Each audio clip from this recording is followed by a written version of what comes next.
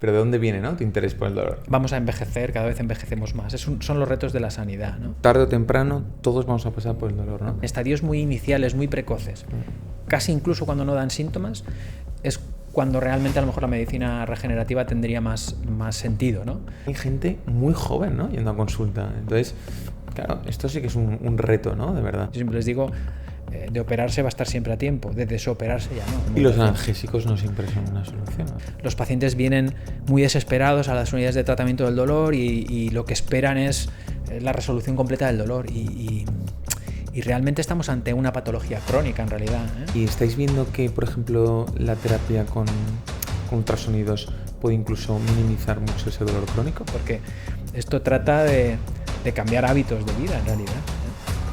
¿Y qué recomiendas a esos pacientes, ¿no?, que tienen algún tipo de dolor, ¿no? ¿Cuál es el primer paso? Lo fácil para el cerebro es pensar que todo lo que nos pasa está fuera de nosotros. O sea, la responsabilidad de todo lo que nos pasa está fuera de nosotros. Muy buenas, aquí estamos de nuevo en Diagnóstico Cero, un día más.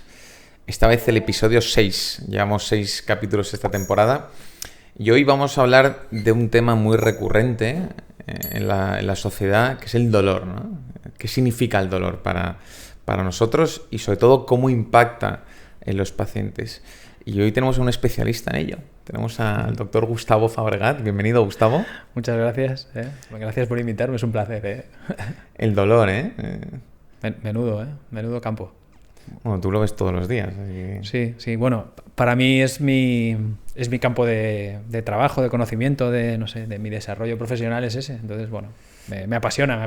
El otro día hablando con unos amigos, les comentaba un poco acerca del podcast y les dije, es que estamos trayendo a bastantes doctores especialistas en la unidad del dolor. Y me decían, ¿cómo? Y digo, sí, es que existe una unidad del dolor, ¿no? Y eso hay muy poca gente que lo sabe, ¿no? Pues es curioso, pero esto es una cosa que repetimos mucho, ¿no?, los que nos dedicamos a esto del dolor y en nuestros congresos y cuando nos reunimos y todo esto, ¿no?, que el dolor es el síntoma más frecuente por el que una persona acude o pide ayuda a un profesional sanitario, al médico, y sin embargo probablemente sea uno de los problemas de salud, entendido como el dolor un problema sanitario en sí mismo, uno de los problemas de salud que menos atención recibe. Y buena muestra de ello es eso, es que el desconocimiento de mucha gente de que existen unidades, afortunadamente cada vez más y cada vez más hospitales específicas de tratamiento del dolor, el dolor entendido como enfermedad en sí misma, vamos. Y cuéntanos, Gustavo, ¿de dónde viene tu interés por el dolor? Porque sabemos que eres anestesista, pero ¿de dónde viene, ¿no?, tu interés por el dolor? Pues mira, yo ya cuando era residente de anestesia, yo ya tenía un poco enfocada en mi mente que me gustaría dedicarme a esto del tratamiento del dolor. No por nada en especial, sino porque me parecía muy, muy interesante. Era una parte muy... lo era y lo sigue siendo también. Digamos que es una parte de la anestesiología tal vez la menos conocida, la menos querida también incluso dentro del colectivo de los anestesiólogos. Somos solo un pequeño porcentaje los que tenemos cierto interés por eso, pero a la vez también es con un potencial de desarrollo altísimo y también muy tecnológica. En los últimos años se están incorporando muchos avances, sobre todo en neuromodulación, etcétera, que la hacen muy tecnológica, y eso ya me llamó la atención desde que era residente. Y mira, tuve la suerte de poder dedicarme, una vez acabé la residencia, a esto que me gusta y que me interesa todavía.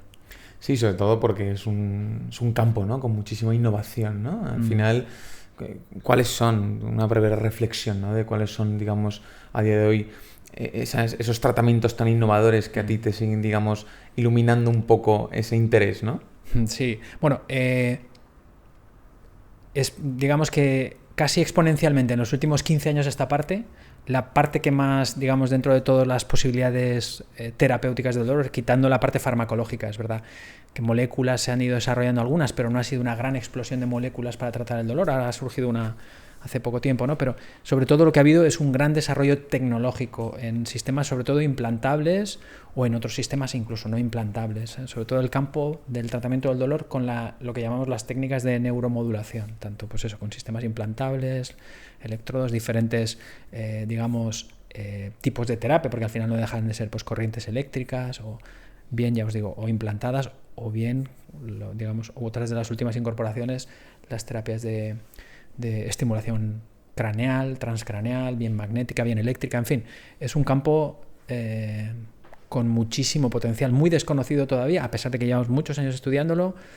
Las bases, la fisiopatología siguen siendo todavía muchas veces bastante desconocidas, con muchas cosas todavía por descubrir y eso, con un potencial de crecimiento, yo creo, a nivel sobre todo tecnológico.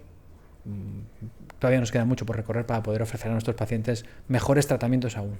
Nosotros tuvimos aquí en el podcast al doctor Carlos Tornero, viejo conocido, Sí. y dijo algo muy interesante, y es que todos vamos a pasar por el dolor.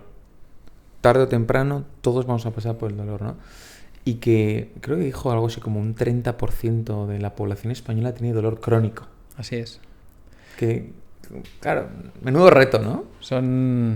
Efectivamente, todos vamos a pasar por el dolor porque vamos a envejecer, cada vez envejecemos más. Son los retos de la sanidad, ¿no? El dolor y el dolor crónico, entendido como otro problema más de cronicidad dentro del sistema de salud, es un problema no emergente porque ya existía, sino creciente, y va a seguir creciendo porque cada vez nos hacemos más mayores y cada vez vamos a necesitar más. No hace mucho tiempo también hablaba al respecto, no recuerdo con quién era, pero el tema es que las personas mayores, yo cuando veía a mi abuela, por ejemplo, hace unos años atrás, tú veías a una persona de 75, 80 años, una persona mayor, pero sus requerimientos funcionales eran muy bajos, con lo que sus exigencias al sistema de salud eran bajos, solo con que no me duela demasiado. Pero ahora las personas de 75, 80, 85 años son personas cada vez más activas y quieren seguir siendo activas. Entonces nos exigen mucho, ¿no?, al sistema de salud. Oiga, yo es que quiero seguir yendo a recoger a mis nietos, quiero seguir yendo a jugar mis 2 partidos de tenis a la semana, porque mire, yo tengo 80 años, pero juego 2 veces a la semana al tenis, y todo esto son realmente retos, ¿eh? Es decir, porque los requerimientos funcionales de las personas cada vez más mayores son cada vez más mayores, viven cada vez en mejores condiciones y quieren una mejor calidad de vida. Y el dolor, bueno, evidentemente, que va asociado normalmente al proceso degenerativo normal que pasa con la edad, pues es un reto para nosotros, para los sanitarios, poder tratar eso, ¿eh? Y para esas personas mayores, evidentemente, la intervención no es un camino. Por lo tanto, ahí están los tratamientos, ¿no?, que son mínimamente invasivos. Correcto, de ahí la importancia también de las unidades de tratamiento del dolor, con tratamientos mínimamente invasivos o con tecnologías, desarrollos tecnológicos que nos permitan, pues eso, intentar paliar los síntomas asociados al proceso degenerativo y por ende a veces al dolor, minimizarlo y sobre todo minimizar el impacto de ese dolor en la calidad de vida y en su desempeño cotidiano, ¿eh? Vamos a repasar diferentes tratamientos, porque claro, al final cuando te llega un paciente a consulta, no es que tengo un dolor lumbar bajo, no es que tengo un dolor cervical, no es que la artrosis, el codo, el hombro, no es que no puedo jugar al tenis porque me duele el hombro, ¿no? Entonces tú les hablas otro lenguaje, ¿no? Se puede hacer radiofrecuencia, ultrasonidos, terapias regenerativas, neuromodulación, claro, pero para ellos es un lenguaje que no entienden, ¿no? Entonces, vamos a hablar primero de lo que son los ultrasonidos y luego continuamos, ¿no? Perfecto, bien. Es un campo que me interesa bastante. Sobre todo ultrasonidos, ya no solo con finalidades terapéuticas que se utilizan. Nosotros en las unidades de tratamiento del dolor somos normalmente multidisciplinares, trabajamos codo con otras muchas disciplinas, rehabilitación sobre todo. Ellos utilizan, por ejemplo, los ultrasonidos con fines terapéuticos. Nosotros utilizamos sobre todo en las unidades de tratamiento del dolor con fines con doble finalidad. Anteriormente, y bien heredado de la anestesia, para guiar nuestros tratamientos, es decir, antes hacíamos los tratamientos de infiltración, le infiltrábamos la rodilla porque le dolía, etcétera, lo hacíamos a ciegas, es decir, tocábamos la rodilla y administrábamos la medicación utilizando referencias anatómicas, y vino la ecografía que nos ayudó, nos puso ojos en las agujas, nos permitió mejorar la precisión, aumentar, digamos, la efectividad de los tratamientos a ciegas, sobre todo ese. Y ahora tenemos, dentro de este campo de los ultrasonidos, los ultrasonidos se han ido desarrollando mucho, ¿eh? Ya no solo, ya os digo, para el guiado de las intervenciones, que es lo que hacemos día a día en las unidades de tratamiento del dolor, sino también, por ejemplo, los ultrasonidos terapéuticos heredados, por ejemplo, de la neurocirugía. Se están empezando, en neurocirugía se utilizan, no sé si habéis oído hablar alguna vez, el HIFU, que se llama, el High Frequency, el High Intensity Focused Ultrasound, que son es ultrasonido al final. Es como el efecto lupa, ¿no? Cuando cogíamos la lupa y quemábamos un palillo, pues esto es lo mismo, ¿no?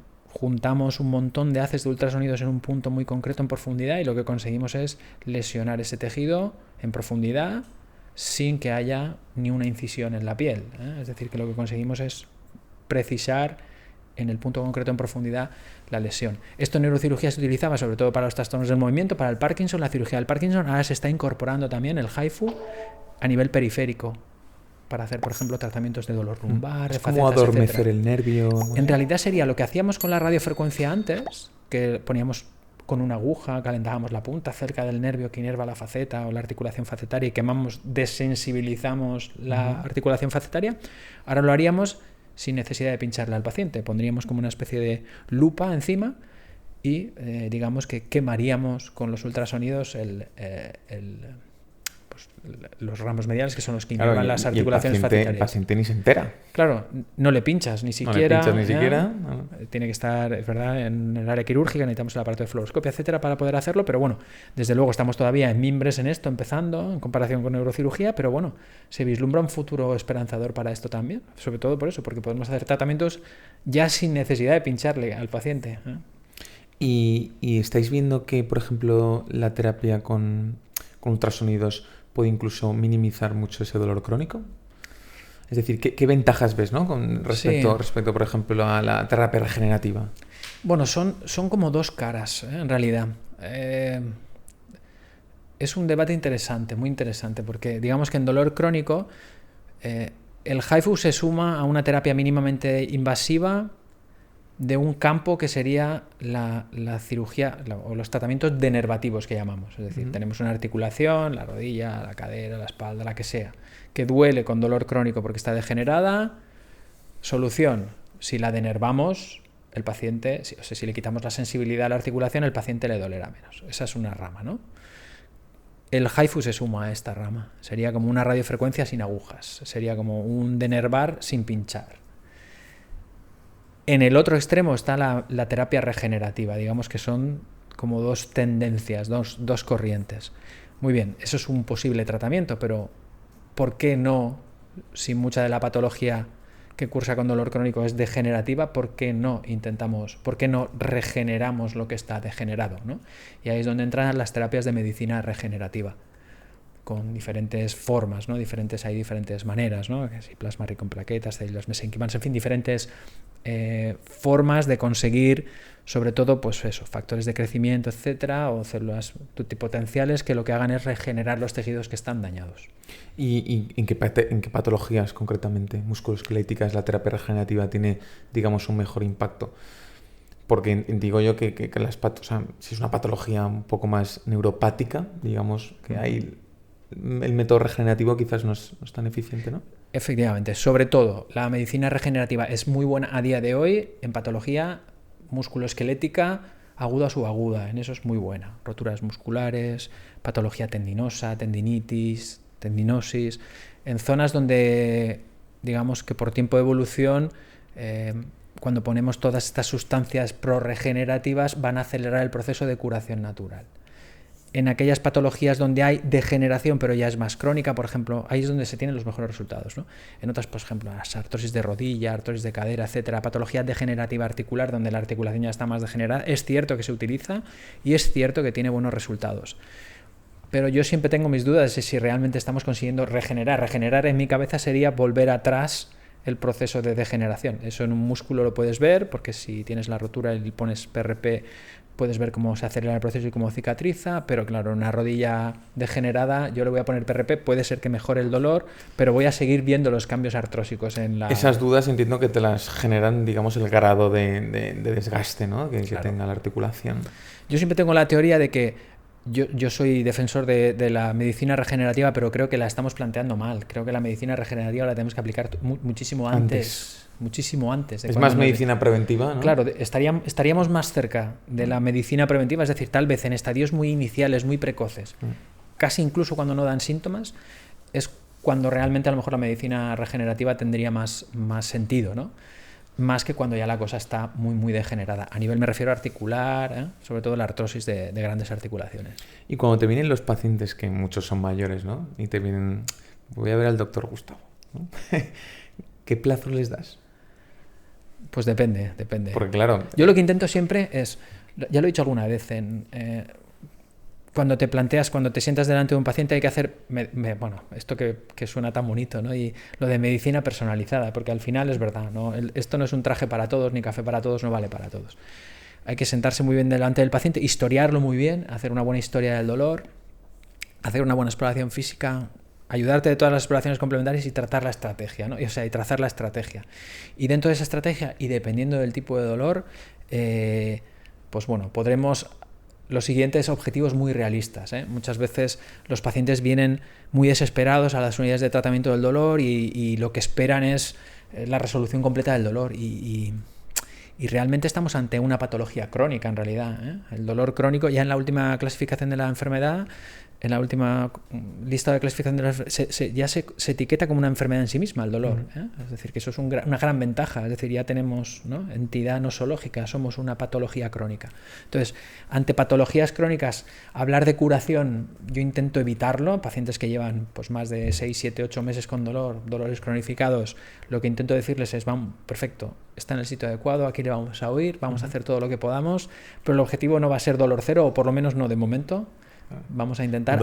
Un dolor 3-4 estaría bien, ¿no? Bueno, un dolor que le permita sobre todo mejorar su calidad de vida, es decir, que pueda volver a jugar al tenis. Estamos hablando también de digamos, ese tipo de pacientes que están ya en la tercera edad, pero hablando con otros doctores me dicen que también hay gente muy joven, ¿no?, yendo a consulta. Entonces, claro, esto sí que es un reto, ¿no?, de verdad. Cada vez gente más joven. ¿Y qué tipo de dolores? Mira, sobre todo... digamos, la epidemia del siglo XXI en dolor es el dolor, el músculo esquelético, o asociado principalmente a raquis, tanto cervical, pero sobre todo lumbar. Y yo mismo soy buen ejemplo, ¿eh? Yo sufro y he sufrido bastante de la zona lumbar. De hecho, estoy hasta operado y todo, o sea que conozco bien de lo que hablo. Pero bueno, la patología discal al final, la patología discal aguda o subaguda, es de gente joven al final. Gente joven y suele ser gente funcionalmente activa. Es decir, que van a estar muy limitados por el dolor, porque es un dolor muy limitante, muy severo, muy limitante, y que van a tener unos requerimientos funcionales que te van a exigir, te van a pedir, por favor, volver a ser lo que yo era, porque desde que he tenido esto, doctor, es que yo no puedo casi hacer mi vida normal y ya no puedo ir a jugar al pádel con mis amigos o salir a correr. Y es verdad que cada vez gente más joven, y eso está bien, ¿eh? Porque antes muchas veces teníamos la costumbre de aguantar, ¿no? Porque esto... aguantamos el dolor y esto se te pasa en casa. Y ahora es verdad que lo que sí que sabemos también es que cuanto antes empecemos el tratamiento del dolor, mejores resultados obtenemos. Y sobre todo, luchamos por evitar la cronicidad del dolor. Si podemos tratar los dolores en fase aguda o subaguda, mejor que si ya los vemos cuando llevan mucho tiempo de evolución. ¿Y los jóvenes a qué tipo de tratamientos responden mejor? Por ejemplo, es muy típico lo que te decía, patología discal es muy típica, ¿no? Por ejemplo, artrosis facetaria, o el dolor facetario es más típico de personas mayores, ¿no? Pero la patología discal suele ser de gente joven, tratamientos intradiscales, ¿no?, de los diferentes tipos, se pueden utilizar en gente joven, incluso en pacientes con hernias discales, etcétera. Intentar evitar así la cirugía, incluso la terapia regenerativa, además, ¿no? Incluso la terapia regenerativa intradiscal. El tejido no está tan desgastado, ¿no? Y aún está tiempo de regenerarlo. Intradiscalmente ya se está poniendo también. Eso no solo sustancias antiinflamatorias de todo tipo, ozono, sino también células mesenquimales, PRP, todo esto intradiscal también se está utilizando.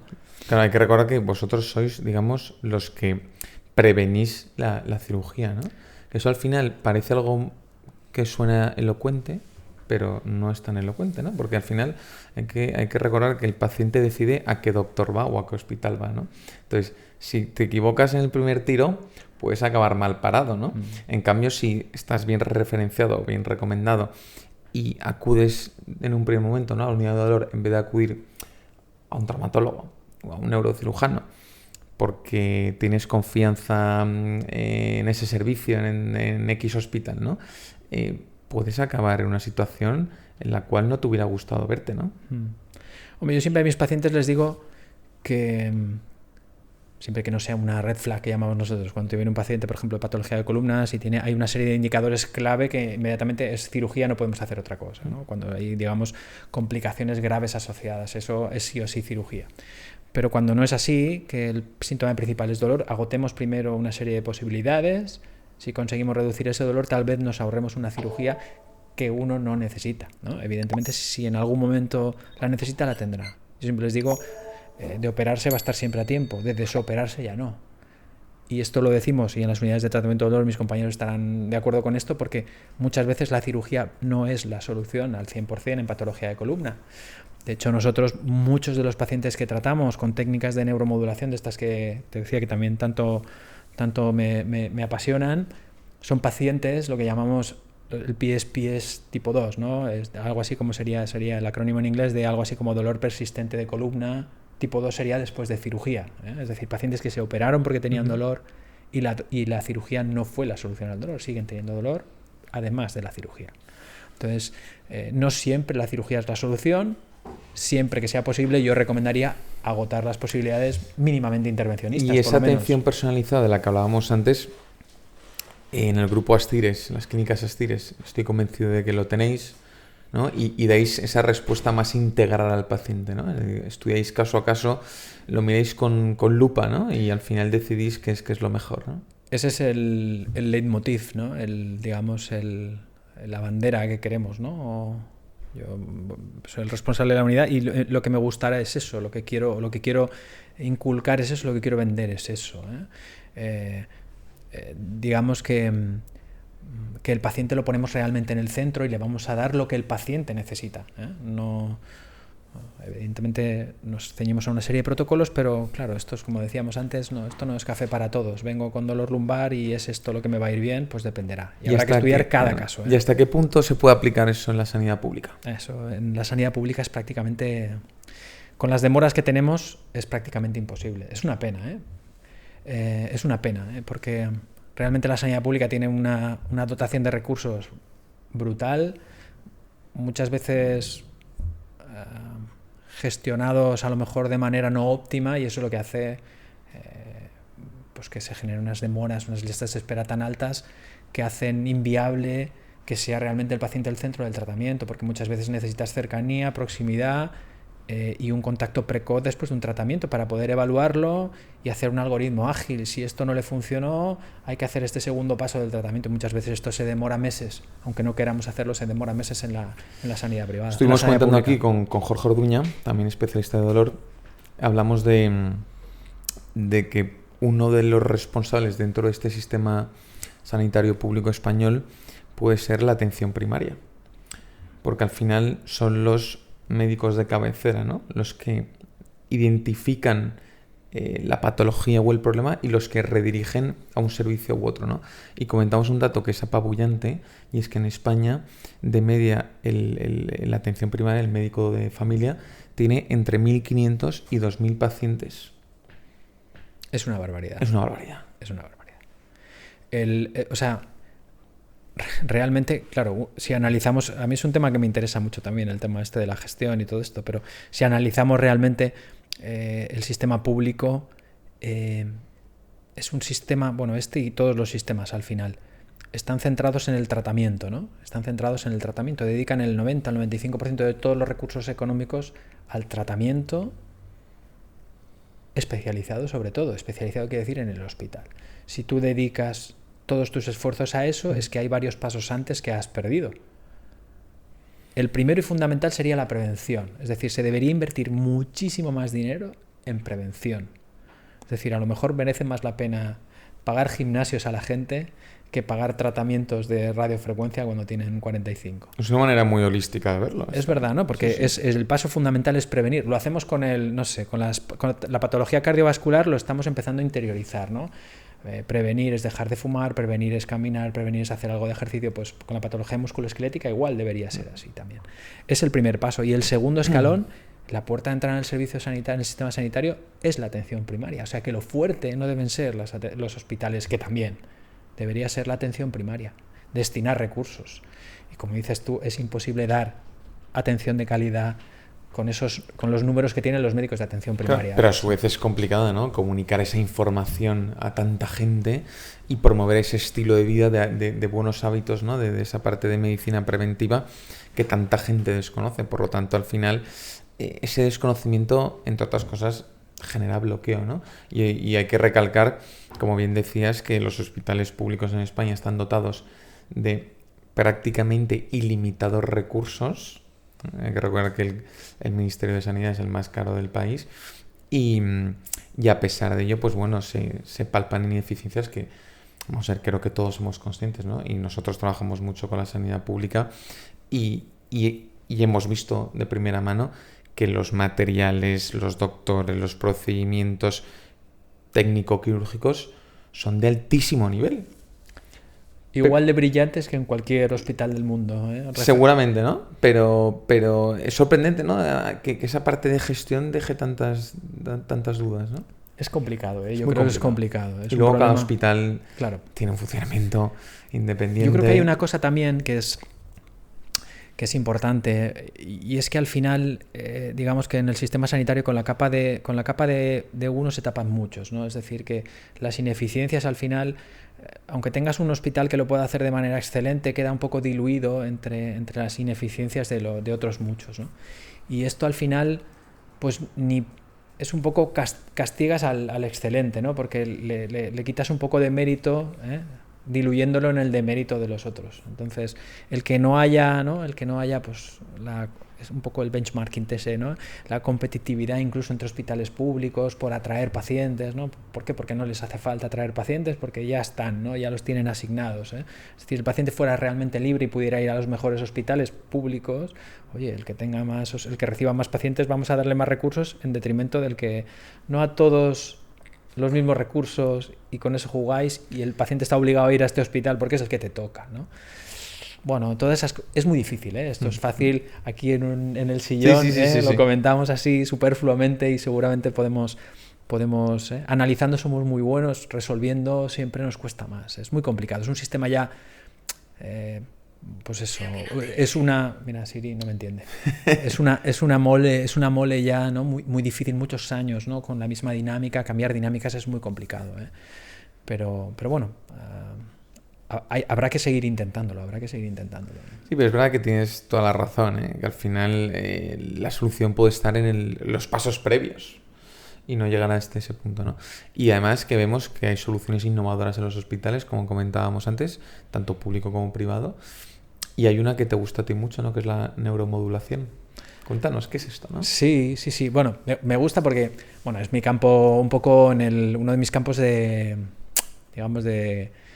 desarrollo en investigación, ¿no? Mis últimos trabajos o mis líneas de investigación que tengo abiertas ahora van en esta línea, ¿no? Sobre todo en tratamiento hablábamos de la patología esta, pacientes que después de una cirugía de columna no terminan de encontrar alivio, que son, digamos, una de las principales indicaciones de la estimulación, de un tipo de estimulación del sistema nervioso central, que es la estimulación, digamos, medular. Colocamos unos electrodos cerca de la médula espinal y aplicamos diferentes tipos de corriente eléctrica con un generador, como si fuera un marcapasos, y estos diferentes tipos de corriente, el resultado final es que provocan analgesia en el paciente. Eso son lo que llamamos, este es uno de los diferentes tipos de técnicas de neuromodulación. Al final, neuromodulación no es más que aplicar una corriente eléctrica en una estructura nerviosa con la finalidad, en este caso, de mejorar o disminuir la sintomatología en dolor, y lo que lo hace, digamos, ventajoso es que es reversible. Es decir, que yo un día puedo apagar esa terapia, no es como una denervación o entre comillas es irreversible, esto es reversible. Yo apago la terapia y la terapia deja de tener efecto. Bueno, no exactamente, pero tarda un tiempo, pero deja de tener efecto. O sea, la reversibilidad. Estos son las terapias de neuromodulación. Es un tema muy importante, ¿eh? Sí. ¿Y los marcadores genéticos cómo impactan? Pues mira, esto es... Nosotros tenemos varias líneas abiertas de investigación, un par de líneas abiertas, alguna que ya ha dado sus frutos con varias publicaciones y es un poco... Nosotros, digamos, trabajamos... Esto surgió, el interés en los biomarcadores viene un poco heredado de otras patologías, ¿no? Donde está más desarrollado, ¿no? Pero bueno, en dolor es verdad que había una pequeña corriente, sobre todo un grupo italiano, que empezaron a estudiar esto de los biomarcadores, ¿no? Los biomarcadores con una finalidad, ¿no? Y nosotros en estimulación medular, los sistemas de estimulación medular son unos sistemas muy caros, ¿no? Entonces, para seleccionar bien a los pacientes, no funcionan en todo el mundo, es decir, no funcionan en todos los pacientes. Hablamos de unas tasas de éxito en torno al 70% más o menos, ¿no? 7 de cada 10 les va a funcionar, pero 3 de cada 10 no, ¿eh? Entonces, como son sistemas muy caros, una de las cosas que se intentan hacer, por eso se hacían fases de prueba que se llaman, se colocaban, por ejemplo, los electrodos de manera temporal al paciente sin conectar el generador, con lo que abaratábamos un poco el procedimiento, lo probábamos en el paciente y veíamos si era respondedor o no. Entonces, con vistas a intentar encontrar algo que diferenciase a las personas que responden de las que no, abrimos una línea de investigación intentando buscar diferencias, porque la explicación debería estar en el propio individuo, ¿no? ¿Por qué unos responden a la terapia y otros no? Y esta es la pregunta que queríamos ambiciosamente responder. Y bueno, ya hace unos cuantos años, allá por el 2016, empezamos justo con la Universidad Miguel Hernández de Alicante un proyecto común. A raíz de ahí surgieron varios, unas becas FIS, etcétera, unos proyectos financiados desde Estados Unidos, etcétera. Llevamos ya pues unos 7 años investigando en esa línea, en biomarcadores. Primero mirábamos receptores opioides, etcétera, y ahora utilizamos pues mediciones de microRNA, proteómica, etcétera, biomarcadores a nivel genético, digamos así, proteómico y transcriptómico de pacientes para intentar distinguir a los respondedores de los que no. ¿Y es un proceso largo toda esa captación de muestras, ¿no? Y ese estudio de muestras? Todos los trabajos de investigación son muy... son tediosos. Son tediosos. Y si quieres hacerlos metodológicamente bien, aún más. Entonces, pues bueno, sí, son bastante... Nos quitan bastante tiempo, pero bueno, son también... Cuando consigues, ¿no?, sacar algún resultado después de mucho tiempo estudiando, porque analizamos muestras de pacientes, muestras de sangre en pacientes, antes, durante, varios periodos, después de iniciar el proceso de estimulación. Cuando vas y pones en común todos los resultados que has obtenido, los analizas y ves que van pasando cosas, ¿no? Eso es como que vuelve a encender un poco la llama de la motivación. Y bueno, eso es lo que te mantiene un poco vivo, ¿no? El ver que realmente algo vas obteniendo, Nunca se sabe. En esto de la ciencia a lo mejor hemos puesto una pequeña piedra que dentro de un tiempo sirve de algo, pero... Y por ejemplo, hablando de la neuromodulación, ¿hay algún... Es decir, tú como doctor, ¿cómo interpretas que el paciente puede responder mejor a una neuromodulación que a una radiofrecuencia? Es decir, ¿cuáles son tus puntos ahí, digamos, clave para descifrar qué tratamiento puede ser más idóneo, ¿no? Eso es lo que hila un poco con lo que decía antes, lo de la medicina personalizada, lo de sentarnos delante del paciente, historiarlo muy bien, ¿no? Y ver exactamente qué es lo que necesita, ¿no?, este paciente. Claro, no hay una solución mejor o peor, efectivamente, ¿no? Siempre es... Depende de lo que le ocurra al paciente, y muchas veces los pacientes no tienen una sola cosa, tienen una mezcla de varias.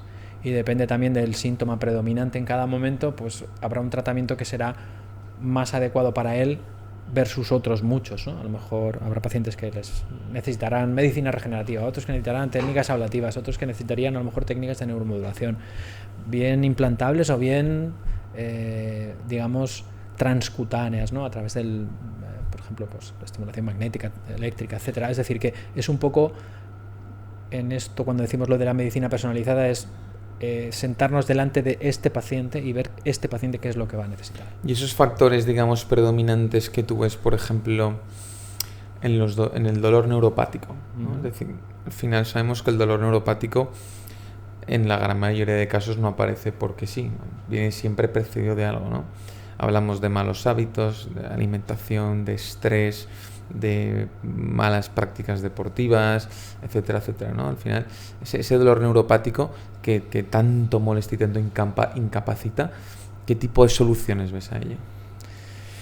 El dolor neuropático es probablemente uno de los dolores más, digamos, más severos, ¿no? Más, depende digamos, de la zona, ¿no? Afecta, por ejemplo, las neuralgias de cabeza y cuello, la famosa neuralgia del trigémino, cuyo origen a día de hoy, la mayor parte de ellas son lo que llamamos idiopáticas en medicina, que ponen esos nombres tan bonitos para... realmente no sabemos por qué ocurre, pero es como decías tú, es una de las muy incapacitante. Incluso algunos pacientes piensan incluso en quitarse la vida, en suicidarse por lo insoportable de ese dolor.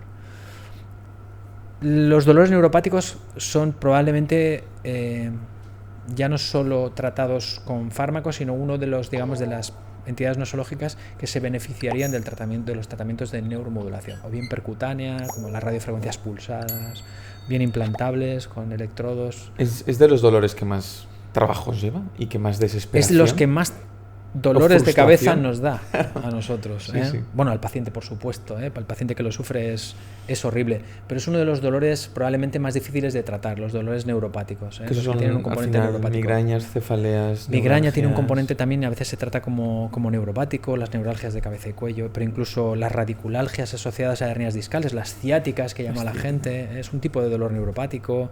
Hay infinidad. Hay asociadas también a procesos quirúrgicos, dolores que permanecen después de cirugías, por ejemplo, gente que se opera de un cáncer de pulmón y se recupera del cáncer de pulmón, pero le queda un dolor torácico por una lesión de los nervios intercostales, o incluso hablando del dolor oncológico, ¿no?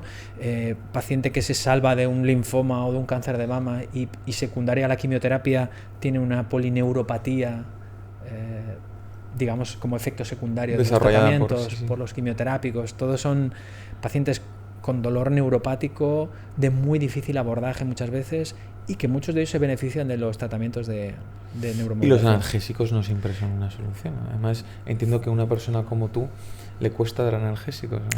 Yo los doy porque forman parte de, digamos, del abordaje multimodal que tenemos que hacer, pero es cierto, por ejemplo, que cuando hablamos de dolor neuropático, digamos, los algoritmos que tenemos de tratamiento del dolor neuropático es un poco desalentador, como te decía, para los médicos, porque, por ejemplo, por poner algunos ejemplos así, ¿no? Cuando analizas los fármacos de primera línea para el dolor neuropático, por ejemplo, los NNT, que quieren decir el número necesario de tratamientos que tengo que dar para que un paciente le mejore el dolor a la mitad, están en torno a 4 o 5. Eso quiere decir que de cada 5 pacientes que yo trate con las dosis adecuadas, obtendré uno que tendrá un resultado favorable, los otros 4 no. Entonces es un poco desalentador. Si esto es la mejor herramienta farmacológica que tengo, estamos un poco perdidos, ¿no? Necesitamos otras cosas. De ahí la importancia también de otros tratamientos, ¿no? De los tratamientos invasivos probablemente o mínimamente intervencionistas, ¿no? Qué bueno. No, y es que yo tengo a veces esas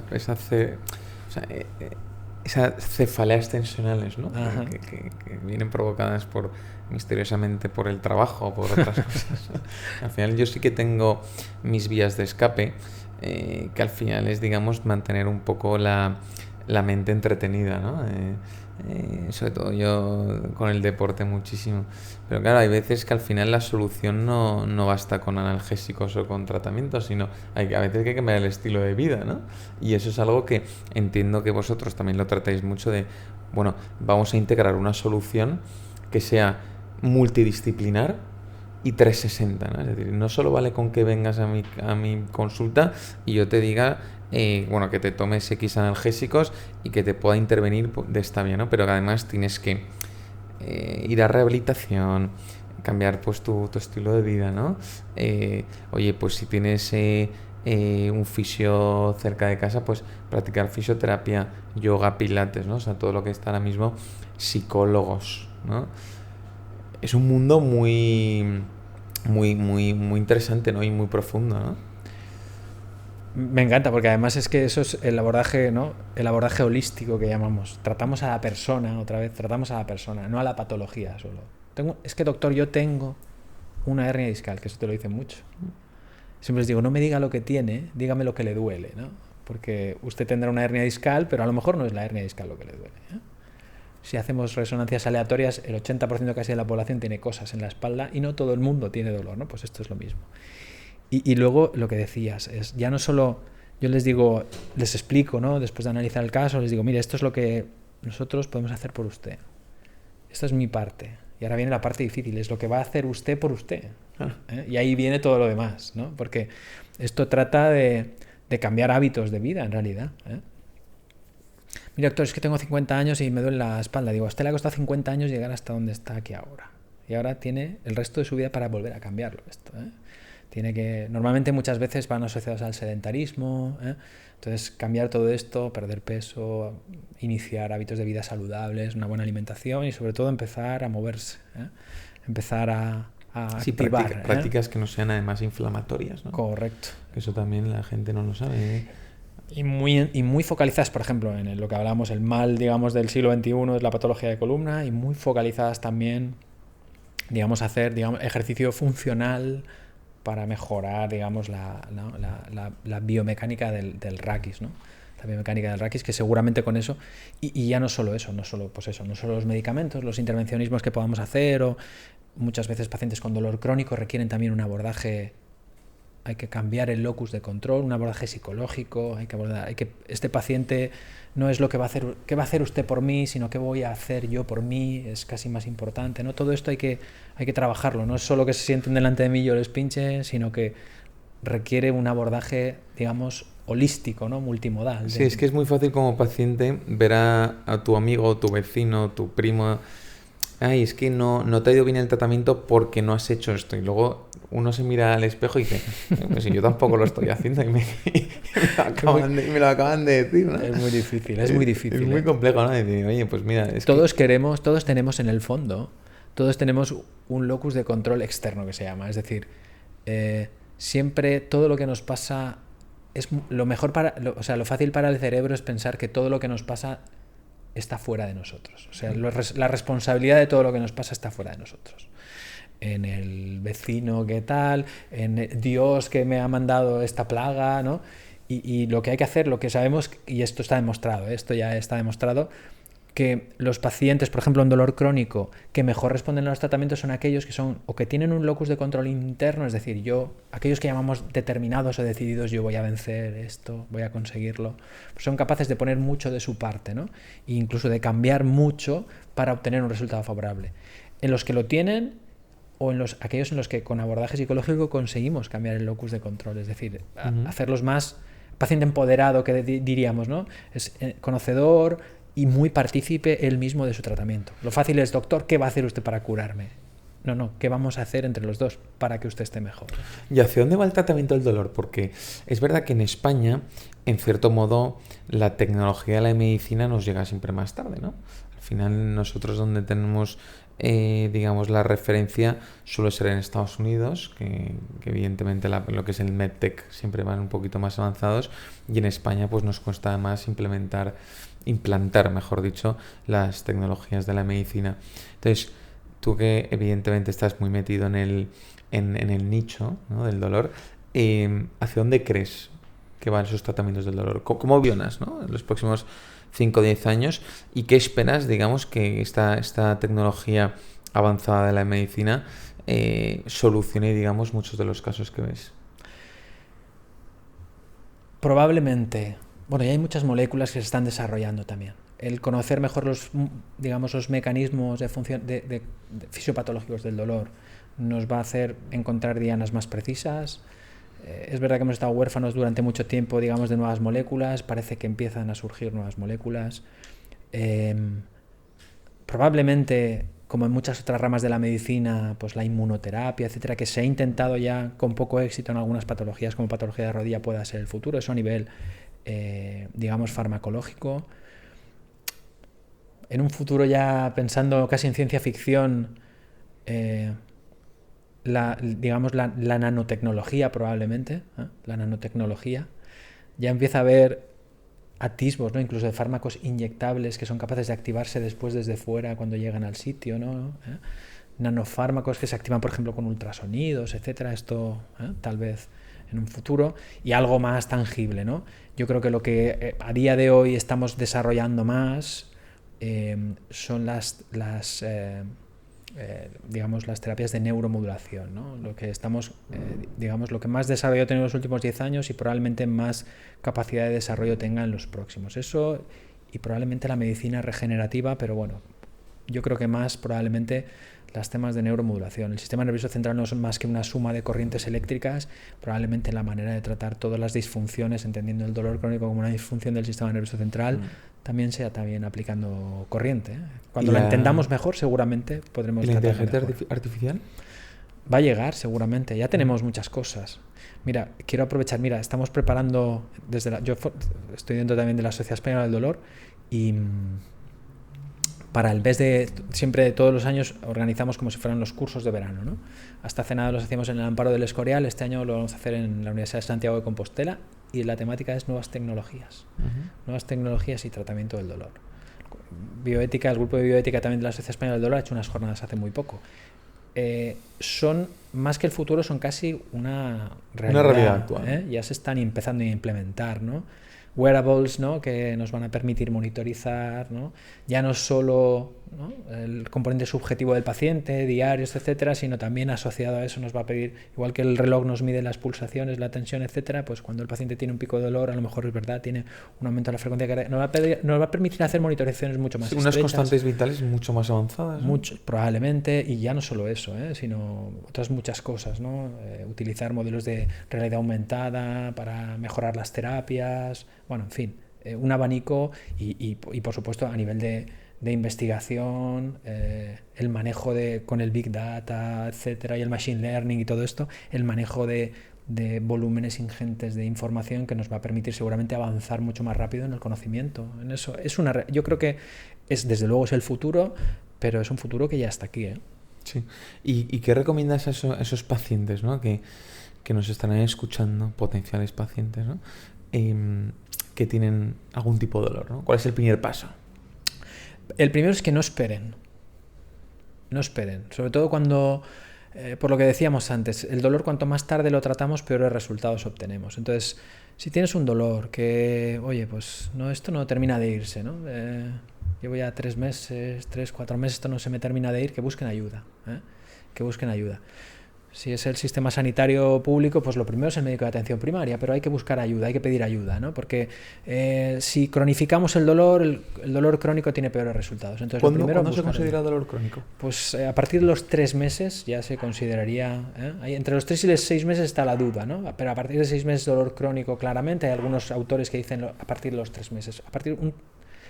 Realmente la IAS dice que todo aquello que va más allá de la duración prevista para la curación, ¿no? Es decir, pues bueno, tuve un accidente en la rodilla y tenía que haberse curado hace un mes y 2 meses después sigo con dolor, pues bueno. ¿Pero es un dolor que puedo tener 10 días al mes? ¿15? También sería un tipo de dolor crónico también, estaría cronificado, porque uno puede tener dolor crónico sin tener dolor todos los días, sé que esto también nos pasa, ¿eh? Sí, en función del tipo de día que haya tenido uno, ¿no? Si tiene más o menos actividad o está sometido a más estrés por la razón que sea, ¿no? Lo que sí que les diría es eso, que no esperen demasiado y que cuando el dolor va más allá de lo esperado, este dolor no se termina de ir, pidan ayuda. Están las unidades de tratamiento del dolor, pero somos multidisciplinares. Muchas veces nosotros picamos de muchas otras especialidades a nuestro alrededor para conseguir un diagnóstico preciso del dolor. ¿Y el segundo paso? Y el segundo caso, pedir ayuda. No, sobre todo... Pedir la aceitana. No, sobre todo es analizar las causas y luego, sí, en fin, elaborar, digamos, un plan en el que no dependerá todo del médico, sino también del paciente, ¿eh? Del médico me refiero al equipo médico, no solo un especialista probablemente.